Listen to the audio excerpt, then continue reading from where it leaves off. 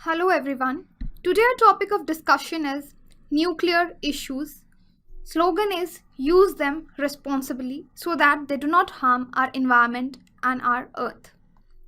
So the content of discussion under this topic are nuclear debate, energy supply, energy security, nuclear decommissioning, environmental effects, accidents and attacks till now, and what should be the safety culture.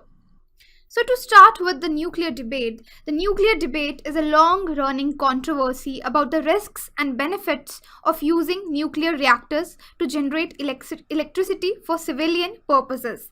This debate about nuclear power peaked during 1970s and 80s as more and more reactors were built and came online and reached an intensity in the history of technology of controversies to its peak. Thereafter, this nuclear industry actually created a lot of jobs, focused on safety and public concerns, mostly waned. In the last decade, what has happened, however, with the growing public awareness about climate change and the critical role that carbon dioxide and methane emissions play in causing the heating of Earth's atmosphere, there has been a resurgence in the intensity of nuclear power debate once again. Nuclear power advocates and those who are most concerned about the climate change point to nuclear power's reliable emission-free, high-density energy and a generation of young physicists and engineers working to bring a new generation of nuclear technology into existence to replace the fossil fuels. On the other hand, skeptics can point to frightening nuclear accidents. We will talk about them also in detail in this lecture, about the Chernobyl disaster in 1986 and subsequently the Fukushima nuclear disaster, combined with escalating acts of global terrorism to argue against continuing use of the technology. So this debate continues today between those who fear the power of nuclear and those who fear what will happen to Earth if humanity does not use nuclear power. See, the proponents of nuclear energy, they argue that nuclear power is clean and sustainable energy source which provides huge amounts of uninterrupted energy without polluting the atmosphere or emitting the carbon emissions that cause global warming. Use of nuclear power provides plentiful, well-paying jobs, energy security. It reduces a dependence on imported fuel and exposure to price risk associated with resource speculation and Middle East politics. So these proponents advance the notion that nuclear power produces virtually no air pollution in contrast to massive amount of pollution and carbon emission generated from burning fossil fuels like coal, oil and natural gas.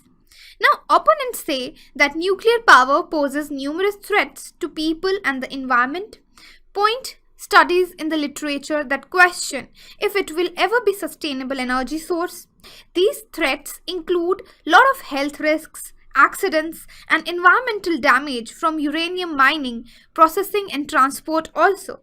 So along with the fears associated with nuclear weapons proliferation, nuclear power opponents fear sabotage by terrorists of nuclear plants, diversion and misuse of radioactive fuels or fuel waste, as well as naturally occurring leakage from the unsolved and imperfect long-term storage process of radioactive nuclear waste.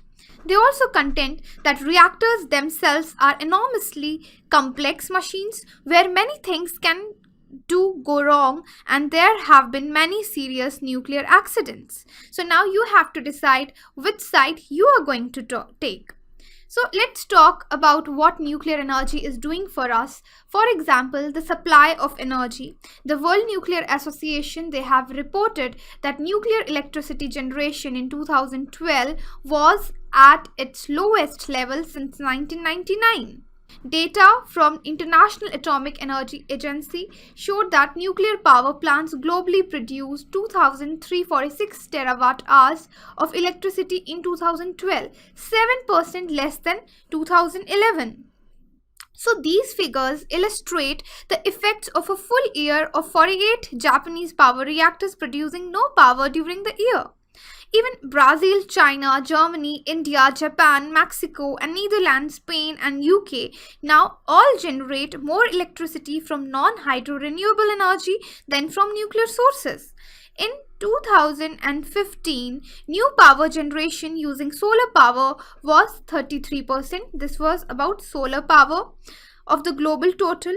If we talk about wind power, it was 17%, and for the nuclear power, it was 1.3%, exclusively due to development in China.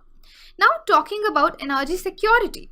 For some countries, nuclear power affords energy independence. Nuclear power has been relatively unaffected by embargoes, and uranium is mined in countries willing to export, including Australia and Canada, who have lots of it. However, countries now responsible for more than 30% of world's uranium production are Kazakhstan, Namibia, Uzbekistan are politically unstable. One assessment by IAEA showed that enough high-grade ore exists to supply the needs of current reactor fleet for 40-50 years. Escalation of uranium fuel cost decreased the viability of nuclear projects. Uranium prices rose from 2001 to 2007 before declining. Now, if we talk about the economics of new nuclear plants. Now we have to understand this. The economics of new nuclear plants is a controversial subject since there are diverging views on this topic, and multi-billion-dollar investments ride on the choice of an energy source. Nuclear power plants typically have high capital costs for building the plant, but low direct fuel costs, with much of the cost of fuel extraction, processing, use and long-term storage externalized. Therefore, comparison with other power generation methods is strongly dependent on assumption about construction of timescales and capital financing for nuclear plants. Cost estimates also need to take into account plant decommissioning and nuclear wastage storage cost.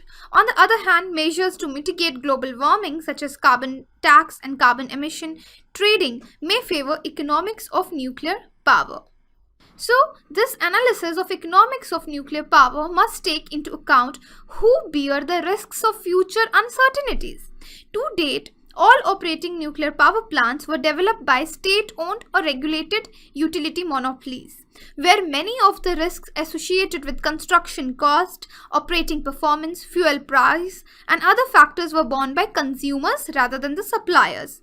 So many countries have now liberalized the electricity market, where these risks and the risk of cheaper competitors emerging before capital costs are recovered are borne by plant suppliers and operators rather than consumers, which leads to a significantly different evaluation of the economics of new nuclear power plants. Now, if we talk about nuclear decommissioning, the price of energy inputs and environmental cost of every nuclear power plant continue long after the facility has finished generating its last useful electricity. Now, both nuclear reactors and uranium enrichment facilities must be decommissioned, returning the facility and its parts to a safe enough level to be entrusted for other users. After a cooling off period that may last as long as a century, reactors must be dismantled and cut into small pieces to be packed in containers for final disposal. This process is actually very expensive, time-consuming, dangerous for workers, hazardous to the natural environment, and prevents new opportunities for human error, accidents, or sabotage. The total energy required for decommissioning can be as much as 50% more than energy needed for the original construction. In most cases, the decommissioning process costs between 300 million US dollars to 5.6 billion US dollars. Decommissioning at nuclear sites which have experienced a serious accident are the most expensive and time-consuming. In the US, there are 13 reactors that have permanently shut down and are in some phases of decommissioning, and none of them have completed the process. Current UK plants are expected to exceed 73 billion euros in decommissioning costs. Now let's talk about its environmental effects. The primary environmental effects of nuclear power come from uranium mining, which is the fuel for it, radioactive effluent emissions, and water heat. that is the waste heat also. Nuclear generation does not directly produce sulfur dioxide, nitrogen oxides, mercury or other pollutants associated with combustion of fossil fuels. These nuclear power plants require slightly more cooling water than fossil fuel power plants due to their slightly lower generation efficiencies. Uranium mining can use large amounts of water. For example, Roxby Downs mine in South Australia uses 35 million liters of water each day and plans to increase this to 150 million liters per day. So what is the effect of greenhouse gas emissions? While nuclear power does not directly emit greenhouse gases, emissions occur as with every source of energy over a facility's life cycle, whether it is we start from the mining to fabrication of construction materials, plant construction, operation, uranium mining and milling, and plant decommissioning. Renewables like wind and solar and biomass will certainly play roles in future energy economy, but those energy resources cannot scale up fast enough to deliver cheap and reliable power at the scale of global economy requires. As the nuclear power debate continues, the greenhouse gas emissions are increasing. Predictions estimate that even with draconian emission reductions within 10 years, the world will pass 650 parts per million of carbon dioxide and a catastrophic 4-degree average rise in temperature. Public perception is that renewable energies such as wind, solar, biomass and geothermal are significantly affecting global warming. All of these sources combined only supplied 1.3% of global energy in 2013. This too little, too late effort may be a mass form of climate change denial or an idealistic pursuit of green energy. Another argument is based on the rebound effect specific to nuclear power energy on growth and greenhouse gas. It's not the direct effect that would matter, but the effect of consumption due to changes in prices and income will matter. Now talking about high-level radioactive waste that is generated. So world's nuclear fleet creates about 10,000 metric tons of high-level spent on nuclear fuel each year. High-level radioactive waste management concerns management and disposal of these highly radioactive materials created during production of nuclear power. The technical issues in accomplishing this are daunting. Due to extremely long periods, radioactive waste remain deadly to living organisms. The most troublesome transuranic elements in spent fuel are neptunium 237, plutonium 239. Consequently, high-level radioactive waste requires sophisticated treatment and management to successfully isolate it from biosphere. This usually necessitates treatment followed by a long-term management strategy involving permanent storage, disposal or transformation of the waste into a non-toxic form. However, many nuclear power byproducts are usable as nuclear fuel themselves. Extracting the usable energy producing contents from nuclear waste is called nuclear recycling. Now we will talk in detail about environmental impact of nuclear power. The environmental impact of nuclear power results from the nuclear fuel cycle, operation and the effects of nuclear accidents. The greenhouse gas emissions from nuclear fission power are much smaller than those associated with coal, oil and gas. And the routine health risks are much smaller than those associated with coal. However, to note here, there is a catastrophic risk potential if containment fails, which in nuclear reactors can be brought about by overheated fuels melting and releasing large quantities of fission products into the environment. This potential risk could wipe out the benefits. The most long-lived radioactive waste, including spent nuclear fuel, must be contained and isolated from the environment for a long period of time. On the other side, spent nuclear fuel could be reused, yielding even more energy and reducing the amount of waste to be contained. The public has been made sensitive to these risks and there has been considerable public opposition to nuclear power. Now talking about the waste streams, nuclear power has at least 3 waste streams that may impact the environment. First comes your spent nuclear fuel at the reactor site, including your fission products and plutonium waste, tailing and waste rock at uranium mining mills, releases of ill-defined quantities of radioactive materials during the accidents.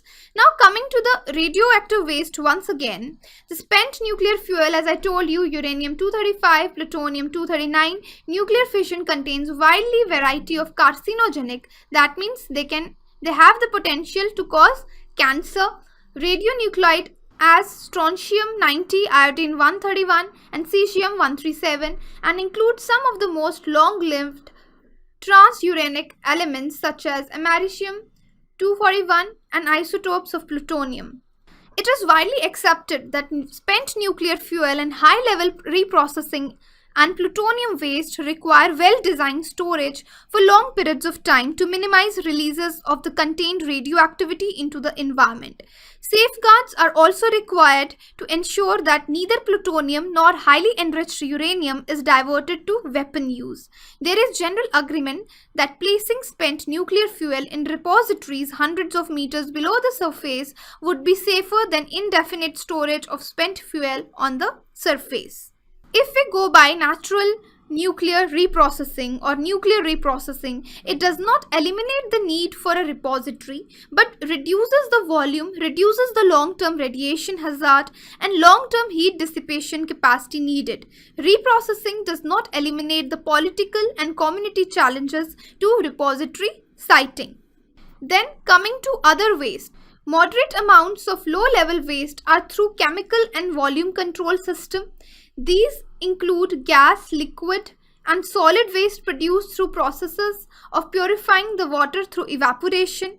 Your liquid waste is reprocessed continuously and gas waste is filtered, compressed, stored to allow decay, diluted, and then discharged. The rate at which this is allowed is regulated and studies must prove that such discharge does not violate those limits to the member of the public. Now, solid waste can be disposed of simply by placing it where it will not be disturbed for few years. There are 3 low-level waste disposable sites in United States in South Carolina, Utah and Washington.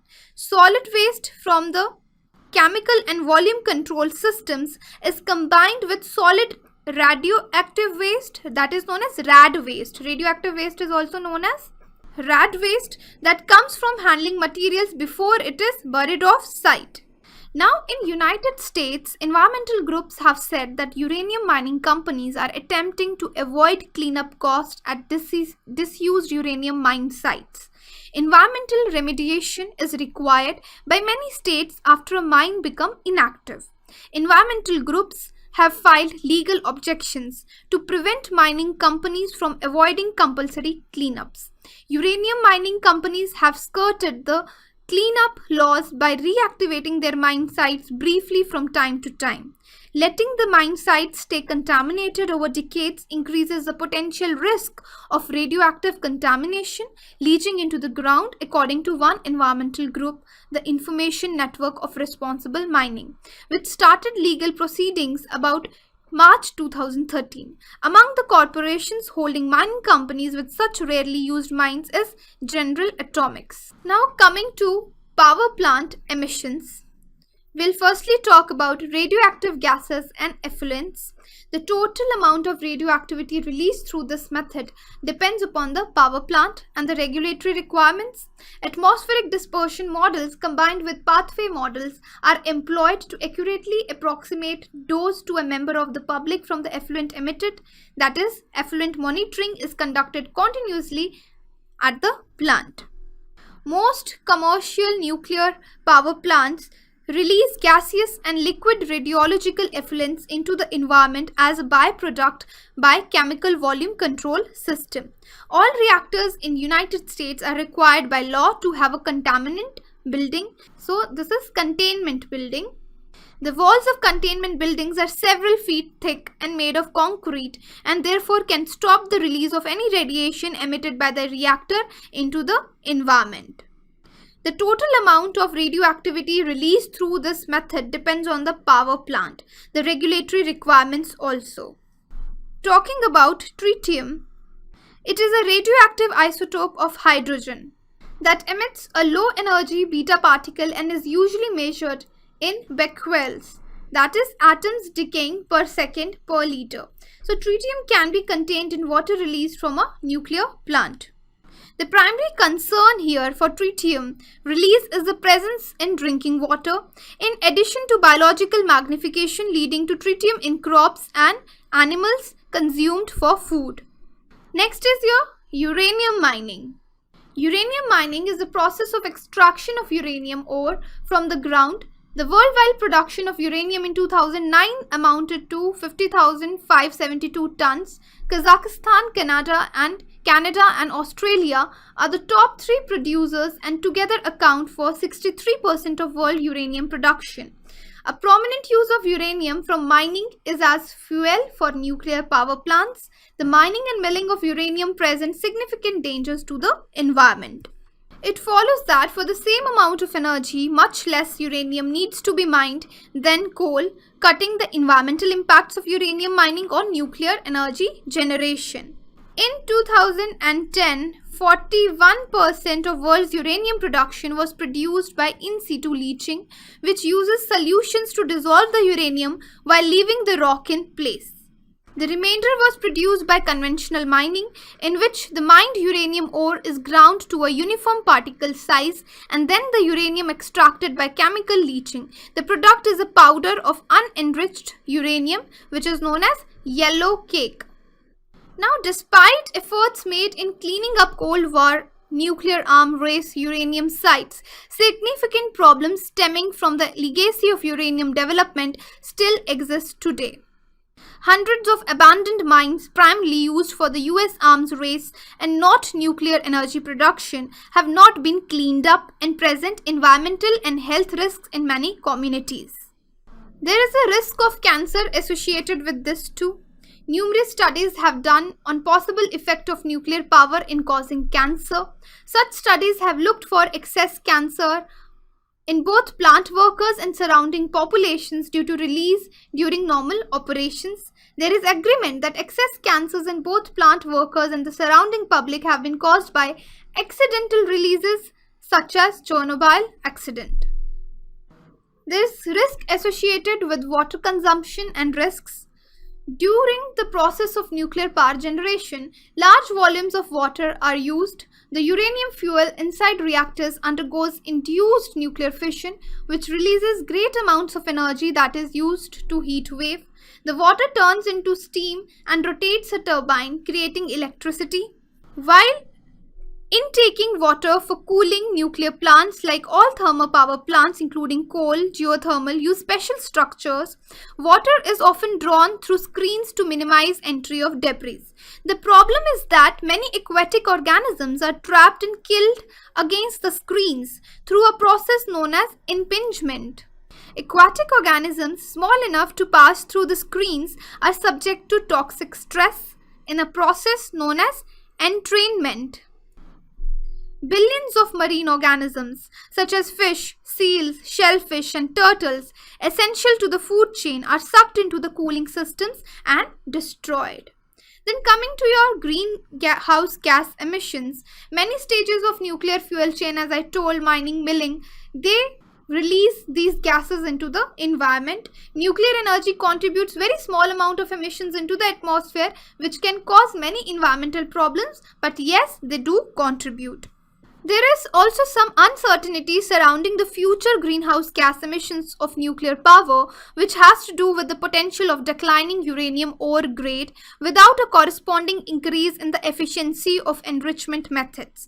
In a scenario analysis of future global nuclear development, as it could be affected by decreasing global uranium market of average ore grade, the analysis determined that depending on conditions, median life cycle of nuclear power greenhouse gas emissions could be between a certain limit, with the later figure regarded as an unrealistic worst case scenario by the authors of the study. They said that it would be releasing lots of greenhouse gases in the coming future.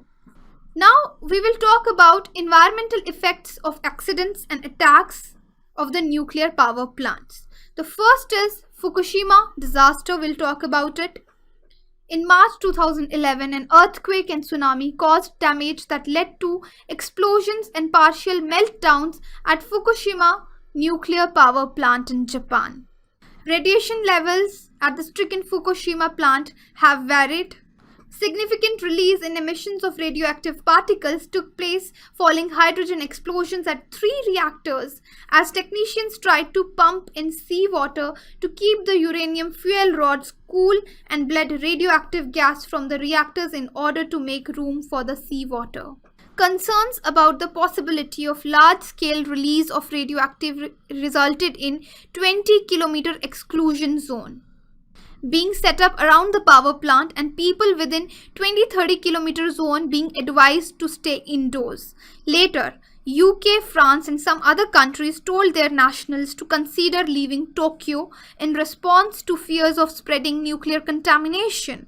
New Scientist has reported that emissions of radioactive iodine and cesium from the crippled Fukushima nuclear plant have approached levels evident after Chernobyl disaster in 1986. On March 24, 2011, Japanese officials announced that radioactive iodine 131 exceeding safety limits for infants had been detected at 18 water purification plants in Tokyo and 5 other prefectures. Officials said that the fallout from the Daiichi plant is hindering search efforts for victims from March 11 earthquake tsunami. Years of cleanup will drag into decades. A permanent exclusion zone could end up stretching beyond plant's perimeter. Seriously exposed workers may be at increased risk of cancers for the rest of their lives. Instead, 5 years later, the government expects to gradually lift the designation of some difficult-to-return zones, a total of 337 square kilometers area from around 2021. Rain, wind and natural dissipation have removed radioactive contaminants, lowering levels like at the central district of Okuma town, 1/5 the level of 5 years ago. So this is the story of Fukushima disaster. Now coming to 1986 disaster, Chernobyl disaster. As of 2013, 1986, Chernobyl disaster in the Ukraine was and remains the world's worst nuclear power plant disaster. Estimates of its death toll are controversial and range from 62 to 25,000, with the high projections including deaths that have yet to happen. The full version of World Health Organization Health Effects report adopted by the United Nations, also published in 2006, included prediction of total no more 4,000 deaths from cancer. Large amounts of radioactive contamination were spread across Europe due to Chernobyl disaster, and cesium and strontium contaminated many agricultural products, livestock and soil. The accident necessitated the evacuation of the entire city of Pripyat and 3 lakh people from Kyiv, rendering an area of land unusable to humans for an indeterminate period. Due to bioaccumulation of cesium-137, some mushrooms as well as wild animals which eat them, for example wild boars hunted in Germany and deer in Austria, may have levels which are not considered safe for human consumption. In 2007, Ukrainian government declared much of Chernobyl exclusion zone, almost 490 square kilometer, a zoological animal reserve, with many species of animals experiencing a population increase since human influence has largely left the region, including an increase in moose, bison and wolf numbers. However, other species such as barn swallows and many invertebrates, for example spider numbers, are below what is suspected, with much controversy among us biologists over the question of it. In fact, Chernobyl is now a wildlife reserve. Now there is one SL1 meltdown. Stationary low power reactor number 1 was a United States Army experimental nuclear power reactor which underwent steam explosion and meltdown on January 3, 1961, killing its 3 operators. The direct cause was the improper manual withdrawal of the central control rod responsible for absorbing neutrons in the reactor core. The event is the only known fatal reactor accident in United States and the first to occur in the world. The accident released about 80 curies of iodine-131, which was not considered significant due to its location in a remote desert. About 1100 curies of fission products were released into the atmosphere. The hands of the initial victims were buried separately from their bodies as a necessary measures in response to their radiation levels. Now coming to attacks and sabotage. Nuclear power plants, uranium enrichment plants, fuel fabrication plants, and even potentially uranium mines are vulnerable to attacks which could lead to widespread radioactive contamination. The attack threat is of several general types. Commando-like ground-based attacks on equipment, which if disabled could lead to a reactor core meltdown or widespread dispersal of radioactivity, and external attacks such as an aircraft crash into a reactor complex or cyber attacks. Terrorists could target nuclear power plants in an attempt to release radioactive contamination into the environment and community. Nuclear reactors become preferred targets during military conflict and have been repeatedly attacked by military airstrikes. So there's a timeline. In September 1980, Iran bombed the incomplete Osirak reactor complex in Iraq. In June 1981, an Israeli airstrike completely destroyed Iraq's Osirak reactor. Between 1984 to 1987, Iraq bombed Iran's complete Bushehr nuclear plant 6 times. In Iraq 1991, the US bombed 3 nuclear reactors and an enrichment pilot facility. Even the United States 9/11 Commission has said that nuclear power plants were potential targets originally considered for September 11, 2001 attacks. If terrorist groups could sufficiently damage safety systems to cause a core meltdown at a nuclear power plant and or sufficiently damage spent fuel pools, such an attack could lead to widespread radioactive contamination. Now talking about natural disaster, then yes, Fukushima was one because of the natural disaster. It describes a domino effect scenario in which major earthquake causes severe accident and a nuclear power plant near a major population center, resulting in an uncontrollable release of radiation, in which the radiation levels make damage control and rescue impossible, and earthquake damage severely impedes the evacuation of the population.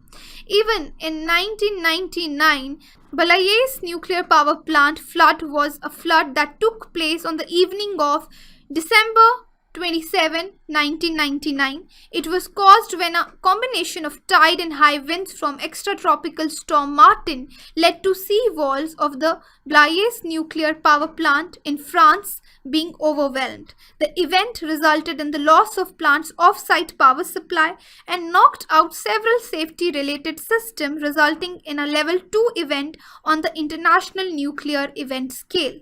The incident illustrated the potential for flooding to damage multiple items of equipment throughout a plant with the potential of radioactive release.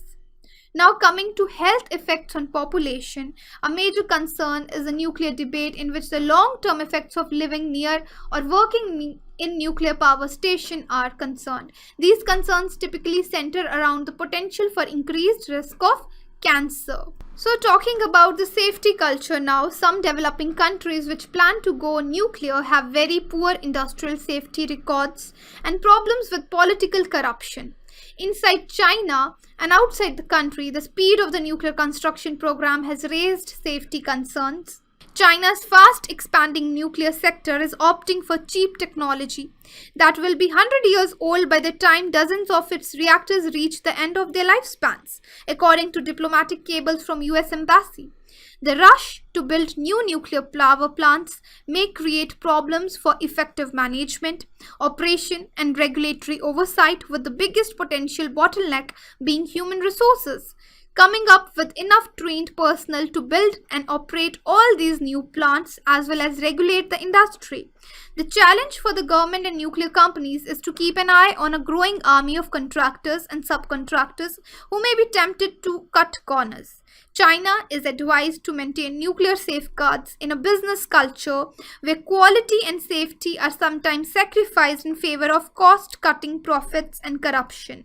China has asked for international assistance in training more nuclear power plant inspectors.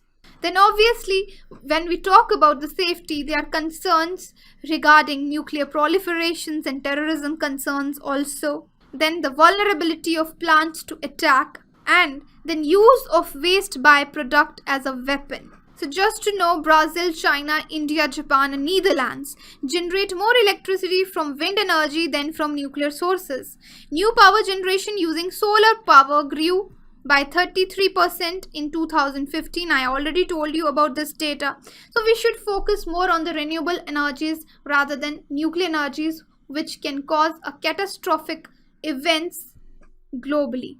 So this is all about today's lecture. Thank you.